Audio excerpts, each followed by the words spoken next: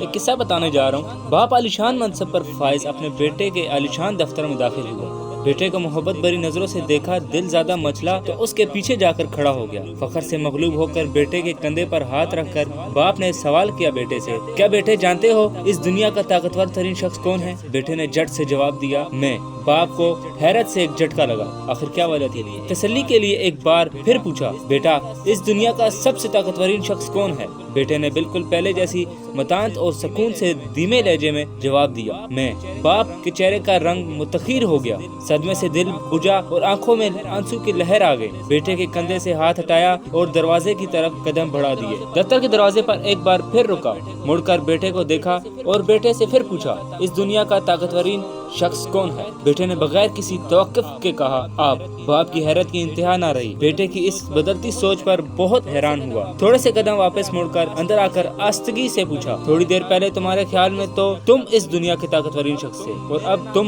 میرا نام لے رہے ہو، یہ اچانک تبدیلی کیسے؟ بیٹے نے کہا، جب آپ کا ہاتھ میرے کندھوں پر تھا تو میں اس دنیا کا طاقتورین شخص تھا، اور جب آپ کا ہاتھ اٹھ گیا اور اب آپ دور جا کر کھڑے ہو گئے ہیں تو میں تنہا رہ گیا ہوں۔ اس وقت دنیا کے طاقتورین شخص آپ ہو گئے ہیں۔ تو باپ کو کبھی بھی اپنے سے دور مت کیجیے، ہمیشہ ان سے دعائیں لیجیے اور انہیں اپنے ہر مشن میں ان کو اپنا ساتھ بنائیں، کیونکہ باپ ہی ہے جو آپ کو اس مقام تک پہنچا سکتا ہے جس کی آپ توقع بھی نہیں رکھ سکتے۔ کئی ایسے فیلیئرز ہیں جو صرف اور صرف کامیاب ہیں تو اپنے ماں باپ کی دعا سے۔ تو خدا را اپنے ماں باپ کو تنہا مت کیجیے، دعا لیجیے ان سے۔